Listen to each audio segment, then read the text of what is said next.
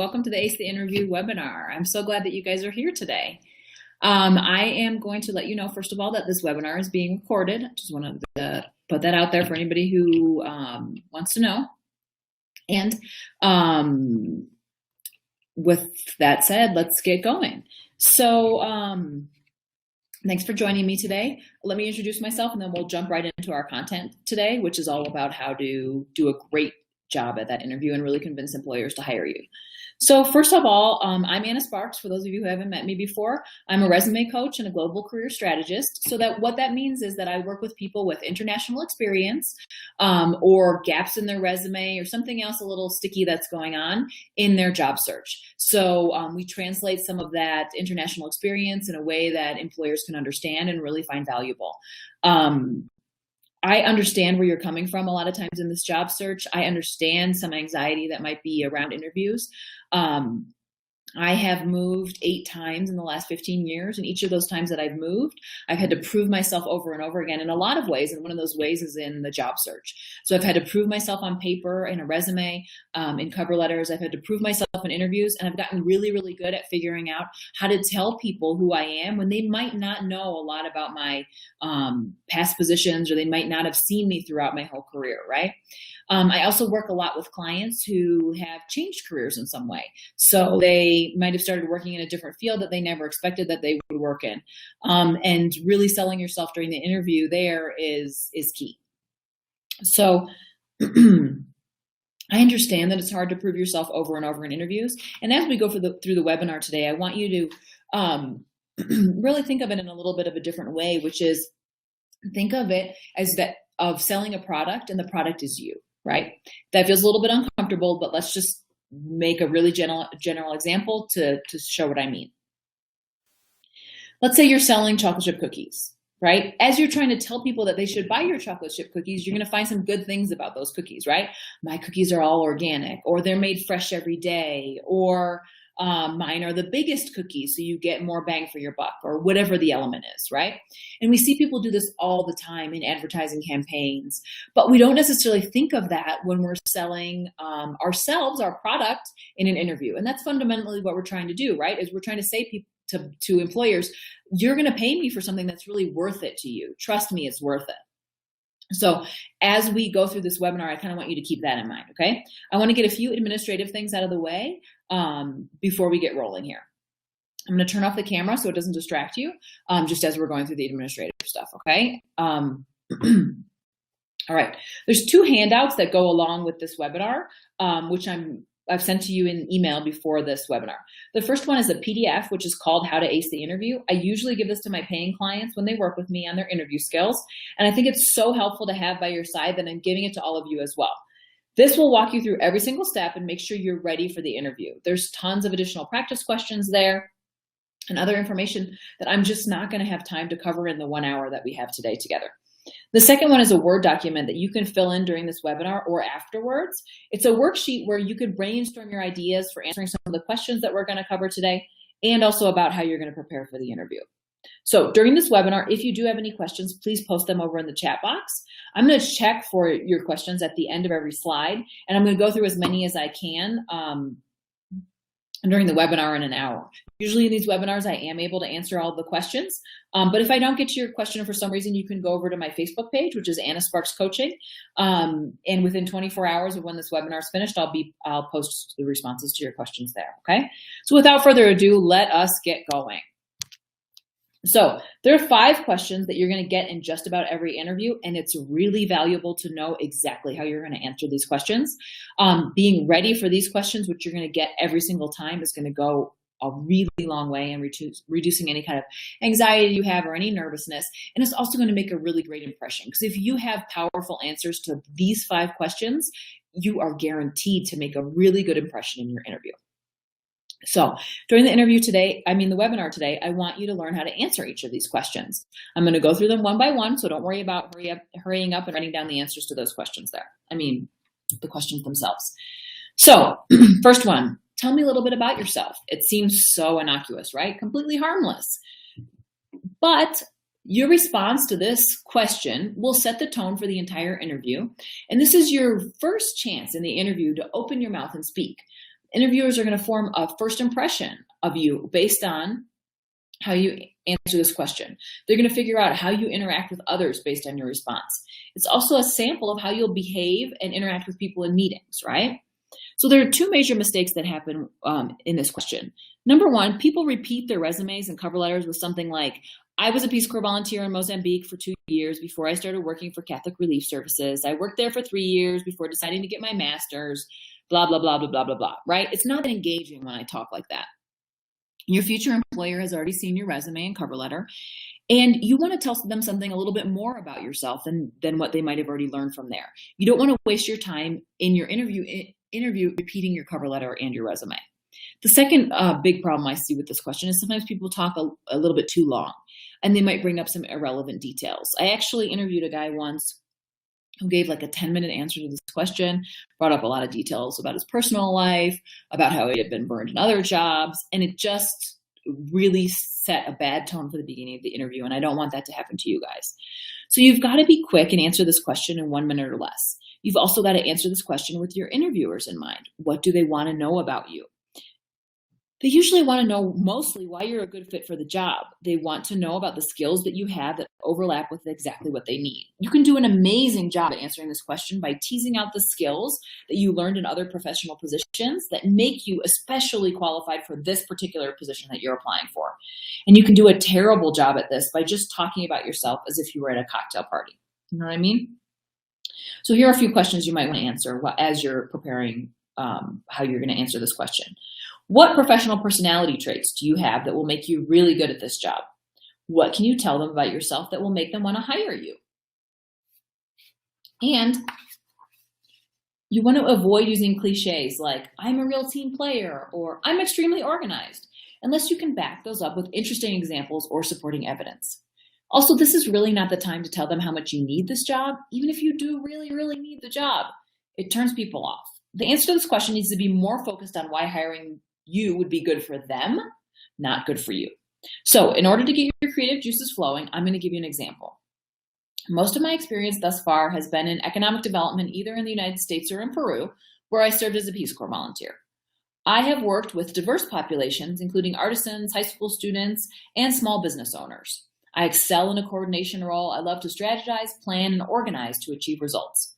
The best example of this is when I organized the first national craft fair ever held in Peru, which showcased the work of 20 artisans who I handpicked after traveling around the country for 3 weeks. As a result of this craft fair, the UN Development Program funded the capital's first high-end craft shop, and about a quarter of the artisans signed contracts for export. The remaining artisans accessed new markets that made them more profitable than they ever had been before. The responsibilities of this position aligned very well with my experience and my genuine desire to continue supporting small business owners. I'm incredibly organized, able to manage multiple projects simultaneously, and I try creative strategies to get the job done when the first one isn't working. When I lived in a foreign country, I was an outsider and I hit roadblocks over and over. Sure, it was really frustrating, but the very best thing it taught me was that there's always another way. I look forward to bringing that attitude to your organization. So if you think about that response that I just gave to this question, you can see that I did a few things that are really compelling. The first one is that we gave an example, right? So that example about the craft fair really gave the interviewers a good understanding of what you could accomplish. The second thing is the person talked about being organized, but she was really able to quantify that by saying, this is how I'm organized. I was able to organize this craft fair. And then the third thing that I really like about this example was that this person did a really good job translating experience in a foreign country to language and talking about it in a way that somebody back in their home country could understand, right? They really, and they did that by highlighting some of the soft skills that they learned as a foreigner. So she said, when I lived in a foreign country, I was an outsider and hit roadblocks over and over again. Sure, it was frustrating, but the very best thing that it taught me was that there's always another way, right? So she didn't really get into the nitty-gritty about Peruvian culture or anything else like that, but she did say, here's the tough thing about living in a foreign country, that you're an outsider and you hit roadblocks, and here's the thing that I learned, that there's always another way.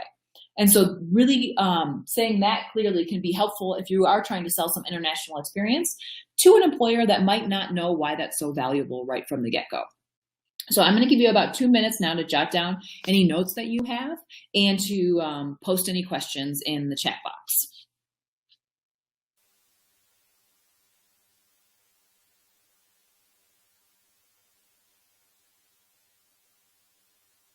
So as you're jotting down some of your ideas on how you'll answer this question in an interview on your worksheet, I have a question over here from Betsy. Betsy asks if it's okay to talk about your long-term career goals in response to this question. Yes. Betsy, it's absolutely okay to talk about your long-term career goals if those long-term career goals serve the organization that you're applying to work for. So if you are, for example, trying for an entry-level position in marketing and you plan to grow your career at this organization, right? You really admire this particular company or this organization. You'd like to stay there for a long time. It's okay in this part of the interview to say, as I'm looking for my entry-level marketing position, I am really being specific about the organizations that I target because I want to work with somebody who's really in line with my values, right? I love it that you guys do a lot of the marketing for companies A, B, and C, who are some of my favorite companies. I'd love to see myself start in a marketing associate role here and grow with your company over time. That's excellent. You're really demonstrating your commitment to the organization, which is something that a lot of people like to see. All right, let's go ahead and head to the next question, which is, what's your greatest strength? Now, this one is usually pretty easy for people to answer because a lot of us know the things that we're good at. So let me just flag a couple things here for you. The question here is not just what is your greatest strength, but instead it's what are you better at than anyone else as it relates to this job? So the phrase as it relates to this job is a key element here. Your strengths should be something that your potential employer is really looking for, that's something that they want in the person that they hire to do this job. So if the position that you're interviewing for is focused mostly on working on your own, not in a team, this is not the time to bring up how wonderful you are at working on a team, right? Similarly, many of my clients have managerial experience in a certain field, but when they switch fields, they're not applying for a managerial position. Even if you are the best manager in the world, if you're trying to get a position where you will not be managing anyone else, you're wasting your breath by bringing that up, right? Because that's not going to be something that the person who is interviewing you is going to be really interested in. So you want to find a characteristic they're looking for by reviewing the job announcement and talking with your contacts who already work at that company or organization. Then you want to highlight one of your strengths that you think will really benefit your potential employer or supervisor. So if you can, try to stand out from the crowd. If you know other people will apply who have similar experience to you, try to figure out why you would be a better candidate. Do you have more experience? Are you more patient? Do you love working with customers, not just tolerate it? If those are skills that they're looking for and you think other applicants might not have them, this is a really great time to bring them up. You'll stand out positively because of your experience in a particular country sometimes by demonstrating certain language skills or other soft skills that you learned while overseas. So if you have something like that, this is absolutely the time to bring them up. One thing I need to flag for you here. In a job description, usually they have the minimum qualifications, right? Bilingual in English and Spanish, master's in education, and 5 years of experience, let's say. That is not the thing you want to bring up for your greatest strength. Why? Because most of the applicants who are applying are going to have those characteristics, right? Because those are the minimum qualifications. You want to bring up something in addition that you offer. So you don't want to say you're bilingual in Spanish, but rather that you have so much experience working with kids who speak Spanish who are in the age group that this position will work with, or something like that. It's also really memorable to give a relevant example of your strength or to tell a story about it. So human beings tend to remember stories and examples much more than they remember just statements. So for example, if I just say that I'm spectacular at customer service, it's a lot less interesting and believable than if I tell a story about how I once woke up in the middle of the night and went into the office to help a customer in an emergency situation. All right. Given all that, pop over to your worksheet and jot down 3 possibilities for things that you can say for your greatest strength. I'm going to give you a couple minutes here to jot down your notes and then post any questions that you might have.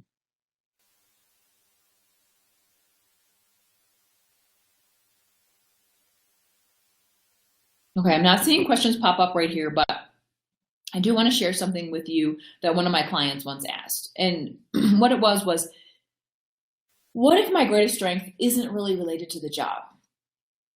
I do think it is important to say something relevant in response to every question you're asked during a job interview. Otherwise, in the very worst scenario, your interviewers are going to tune you out. Or in the very best scenario, the interviewers are going to like you, but they're not going to really understand why you're the right fit for the position. All of us are great at more than one thing. My very best quality today may be different in a few days or weeks. And that's why it's really important to jot down 3 ideas on your worksheet today. That way you can draw from one of those. Also, let's jump back to that example of a spectacular manager who's applying for a position that's not managerial. There are various ways to phrase your strength. So if you are that manager, think of why you were such a great manager. Were you really good at developing others? Do you like leading a team? Are you wonderful at making sure your employees succeed? All the traits you need for those things are traits you can use in other ways, even if you're not managing others. So maybe instead of talking about leading a team, you can talk about how you lead a one-person project to make sure it was done on time and successfully. If you are good at making your employees succeed, can you rephrase that? Or thinking about it in terms of the success of your employer or your supervisor instead of the team of people who are working for you. I'm hoping that makes sense. If not, please feel free to reach out to me after the webinar so we can clarify it. All right, it's time to move on to the next slide here. And this is arguably the toughest interview question that you'll get on a regular basis.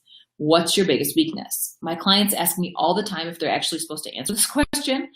And it seems like we're all uncomfortable calling attention to our weaknesses. But the truth of the matter is we're all human. We all have weaknesses, right? And it is important to be honest to this in response to this question. The reason it's so important to be honest is that people who do not know what their weaknesses are more difficult to work with, right? We've all worked with somebody who everybody knows that there's this particular challenging thing about working with that person, but maybe that person doesn't see it that way, right? So it's really important to share a weakness that you figured out how to overcome or you're working on overcoming. So let me give you a great example of an answer. My biggest weakness is that I dislike public speaking. I really don't like getting up in front of people and talking, and it makes me really nervous. In college, I once failed an entire project because I just couldn't get myself to do the presentation part. Luckily, I didn't fail the class, but that experience really upset me. I know that speaking in front of others is important and valuable. And after that happened in college, I decided to figure out how to get over it. I started by standing up and speaking in front of one person, my roommate. Then I gradually found opportunities to speak in front of more and more people. In my last job, I had to regularly speak in front of 100 people at our annual conference. Preparation and practice are totally necessary for me to have the confidence to speak in front of others. I always prepare at least 2 weeks ahead of time and test my presentation on colleagues, and sometimes even on my poor husband. He knows more about monitoring and evaluation than he would ever care to admit. I still don't love public speaking, but now that I'm able to do it successfully, it's an area that I continue to push myself in. So just like with that greatest strength question, it's a great idea to use examples like this person did by giving an example of what happened in college, right? It's also a great idea to use humor, which this example does by talking about practicing on the roommate or practicing on the husband. And it's really clear what the person did to overcome it and that this is not going to be a problem for their employer, right? So they gave the example of, or they said that they had spoken in front of 100 people at the annual conference. So they show that professionally they're able to do it, even though this might be a challenging area for them. So have a look at your worksheet now and write down 3 possible weaknesses that you could use in an interview situation. You'll see on the worksheet that I've given you a spot to write out your full answer. So you can do that now or maybe after the webinar and share it with a friend or post it to my Facebook page. It's really important to get concrete feedback about this question in particular. You want to have somebody that can tell you honestly and in a straightforward way whether you're saying the right thing. I'm going to give you a couple minutes here to draft your answer and you can post any questions. All right, I have Veronica here asking a question about whether your weakness can be that you have strong opinions. Great, Veronica. This is a really great example of a weakness. Sorry, let me turn on my camera here, guys. This is a really great example of a weakness for one big reason, right? And that big reason is that we've all worked with somebody who, has a problem with strong opinions, right? And having the problem with strong opinions can be a little bit tricky.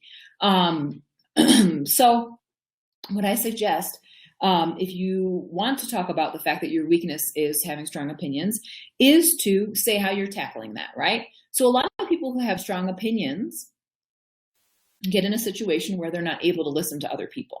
So one of the things you could say is, my biggest weakness is that I have really strong opinions. And that used to produce this particular result, right? It used to be that I had strong opinions and I wasn't able to take into account other people's opinions, or I often weighted my own opinions much more than I weighted other people's opinions, and that was a problem. And then talk about how you've worked through that and what you do now with your strong opinions, right? That is a really great example of a true weakness, right? And that can really help people understand who you are and how you manage that. So I think that would be a good example, Veronica. Okay, we're moving along here nicely on time. The fourth question you've got to be ready for in any interview is, why should we hire you? Yeah, it sounds totally direct. And most interviewers probably won't ask you this question in this exact way. But this is the question that they really truly want to know the answer to, right? That's why they're interviewing you, because they want to know why they should hire you. So you should prepare your answer to this question in case it's asked, and in case you can work your response into the response of another question or at the end of the interview. So many of us have applied for jobs that weren't exactly the right fit before because we needed the money, or there weren't other choices, or we lived in a different country, or whatever the reason is, right? And I get that. And that's precisely why I think it is so important under all circumstances, no matter what job you're applying for, no matter whether you think this job is like the one you're super qualified for or the one you're not qualified for at all, to know the answer to this question. So let's say that you'd love to work in public health, but your degree is in education and you don't have the education you need yet to be competitive for public health positions. What are you going to do? You're probably going to get a job doing something else, right? Until you have that education that you need for public health positions. Maybe it's tangentially related to public health, but I'm going to bet it's not the exact thing you'd like to do. So prior to the interview, you yourself have got to figure out why you're the right person for the job, even if the job's not the perfect fit on paper. It's not your interviewer's job to figure out that you're the best person for the job and hire you. It's your job to convince the interviewer that hiring you is the best decision. You can figure this out by asking yourself a few key questions. What characteristics do you have that make you better than the other candidates for this position? What makes you different? And why do you care about the company or the organization? So what you want to do here is cross-reference the job description and what you know about the company with your resume. You want to think about all the wonderful qualities you have that the company will benefit from. You also want to think about why you want to work there.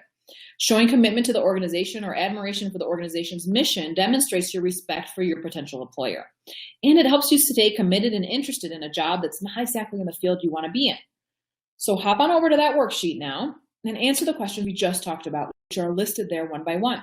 You probably won't have time to draft your answer to this question in the next 2 minutes, but jot some notes there to jog your memory later. I'm going to give you like 2 minutes to write your notes and post any questions you have.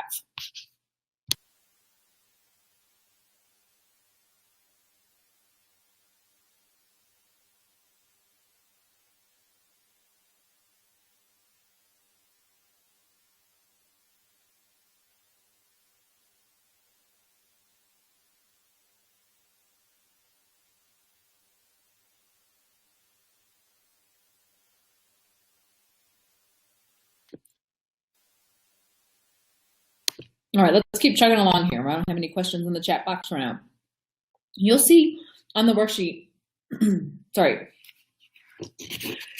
Let's go right to the question here. Do you have any questions for us? Again, this one seems really innocuous, right? Just like, tell me a little bit about yourself. What could be the big deal? And most of the time, the interviewers really mean it as a totally harmless question. And they're just asking it out of courtesy. But this question offers you a great chance to tell them more about you and for you to get more information about your potential job. I'm going to be totally honest with you that in the past, I always asked, when will I hear about your decision? Or when do you expect somebody to start? But I think I was really wasting my time by using that as my question at the end. In talking to hiring managers, I've realized that sometimes they just don't have accurate answers to that question, because that kind of stuff is really in HR's court. So in that case, what are the best questions to ask? Asking something specific about the position is a winner, as is asking about the organization's structure or the company culture. You can really demonstrate that you've done your research by referencing something on their website or on a publication that you've read. So that's the kind of research you want to do before the interview, is learning a little bit more about the company.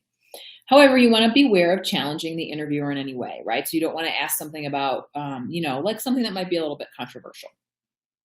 So have a look at your worksheet now and jot down a couple questions you could ask. In many positions, you can ask the same questions, but like I said, there's bonus points for asking questions very specific to that job or to the organization. So why don't you throw your ideas up in the chat box now and we'll have a look.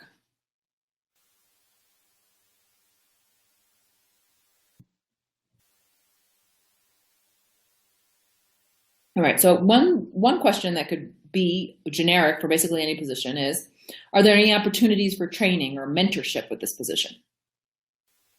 Good one. Then another one that could be more specific, right, is I see on your website that volunteer work is very important to your company and you partner with the YMCA. Can you tell me a little bit more about how your employees are involved with the work of the YMCA? Also a great one and very particular to that organization. All right, now that we've talked about the top 5 questions, let's talk about how to tackle the interview before it happens, during the interview, and how to follow up afterwards. So we're going to go chronologically and start with before the interview. If you do nothing else to prep for your interview, I suggest you check out pages 3 and 4 of my interview guide. That's the link to the PDF that I sent in the email. There are tons of the most common interview questions there, in addition to the 5 we've talked about today. And if you prep for these and technical questions related to the job, you'll feel a lot less nervous during the interview because you'll already know what you're going to say. Now, you might be saying, what do you mean by technical questions? I just heard you say that. What I mean by those questions are the kind of questions that they ask in an interview that might be particular to your field. So it's a great idea to brainstorm what questions they may ask prior to your interview. And these are questions they may ask that are in addition to the ones that you've seen in the interview guide. For example, I had a client who was applying for a job in procurement with the U.S. Agency for International Development.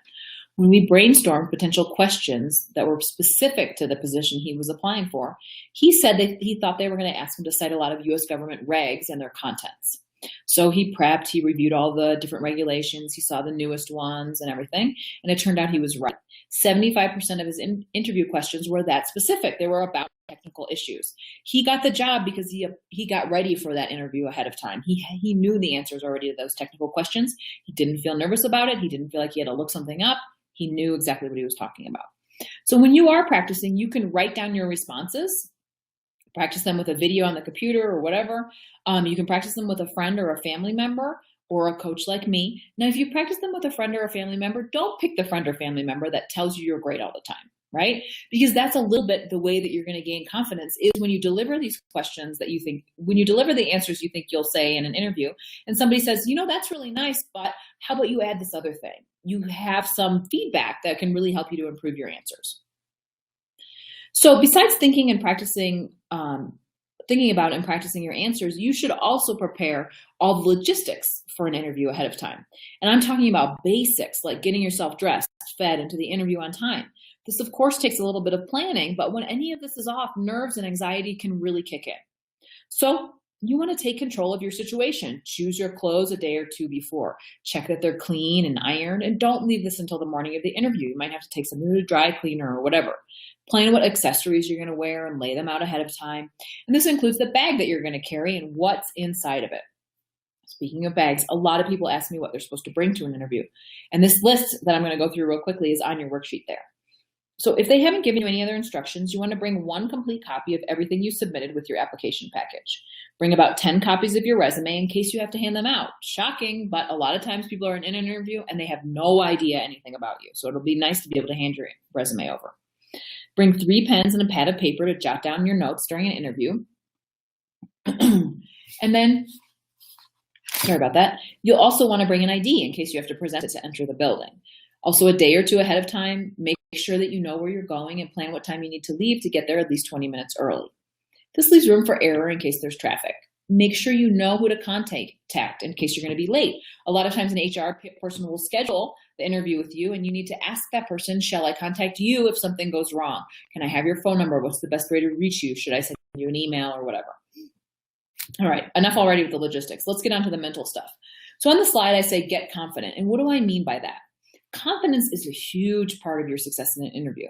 So you may not know this, but the most confident, not the most experienced, people get the job during an interview. Why? Because the most confident people are able to convince the employer that they're the person that they should hire, right? So while this is true, we don't all naturally have the same levels of self-confidence.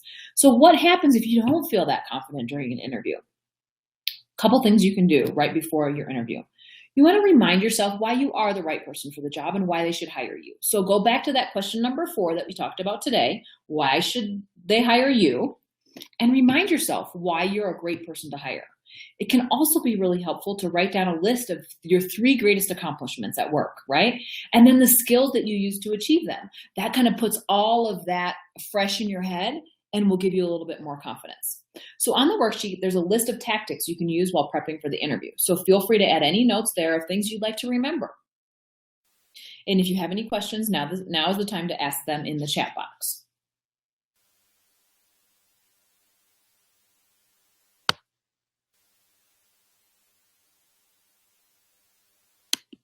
All right, let's jump to during the interview. So most of the time, you're going to be focused on delivering those wonderful answers that you've prepared. But there's two things I want to flag for you about during the interview. Number one of the biggest things you could be worried about during the interview is your body language. And here's 6 tips that can help you. You got to maintain good posture throughout the interview. That's for 2 reasons. Number one, you look more confident if you maintain good posture, and also you're going to feel more confident and in control if you maintain good posture. You want to keep your eye contact. You don't want to be creepy about this, but you do want to be looking at people while you're talking to them. Don't use your phone or have it in the table because that can be distracting. Your eyes are looking at your phone or you're fidgeting with your phone. Just keep it away or leave it in your car if you can.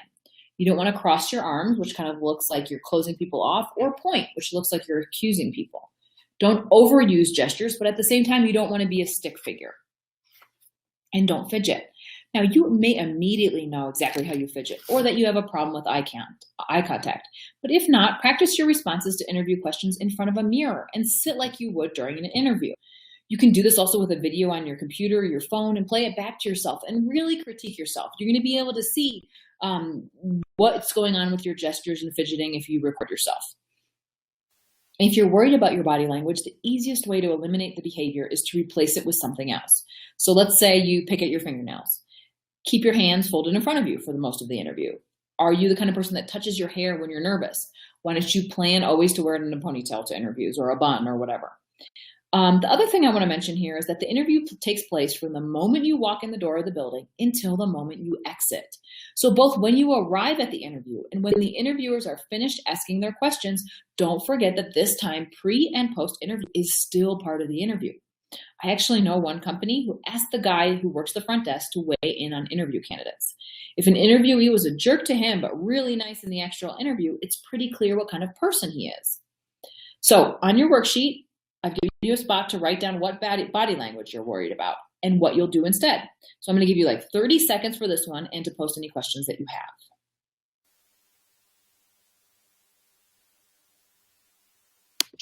All right, back to it. This is a really good time to talk about the differences between an in-person and a Skype or a phone interview.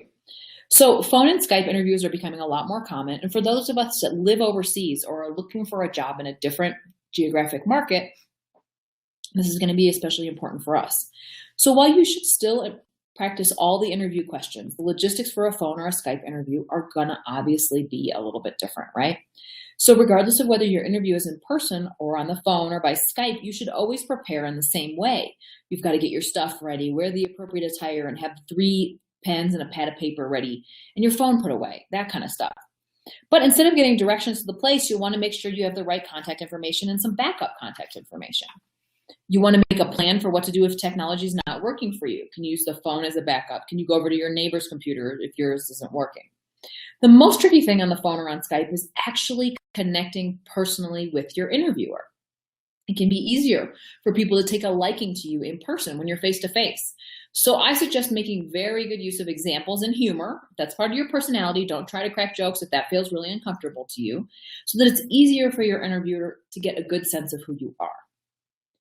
All right, are there any questions here? Why don't you throw them up really quick, because I'm going to move right on to the follow-up, which I think is going to be interesting to a few of you. All right, so after the interview, regardless of whether it's on phone or Skype, you've got to send a thank you note, and at some point you'll probably want to reach out and ask what happened after the interview. So I get a lot of questions about this. Let's just jump right into it. All right, you've got to write a good thank you note, as in must. Because so few people do this, it will make a great impression. A thank you note is not complicated or fancy, and I've actually given you a draft that you can use, which is on the last page of your worksheet. You can send this by email or you can write a note. Some people swear by the handwritten note, and I personally do not care if I get an email or a real note. So do what feels right to you. The only glitch with the real note is that you have to make sure it arrives really quickly, right? You don't have time to mail it and for it to arrive even 2 days later, let alone 3 or 4. So I suggest writing it in your car or going to a coffee shop nearby right after you're finished, and then dropping it back off at the front of the building. I know it's a lot to ask, but that's actually the simplest way to do it.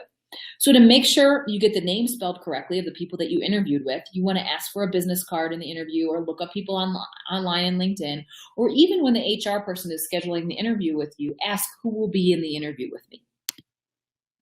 All right, let's just go right to follow up before we get to the questions, okay?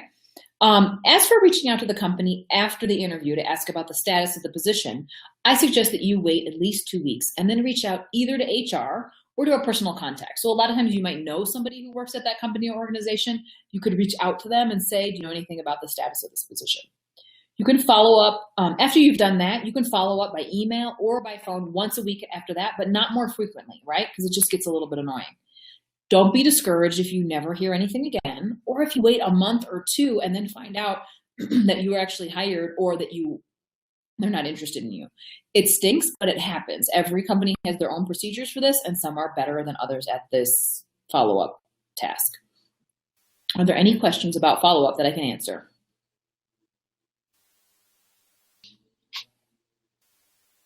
Okay, so now that you've done this webinar, you might be asking, so what can I do next to be even more prepared for the interview? I really don't want to feel nervous like I have in the past.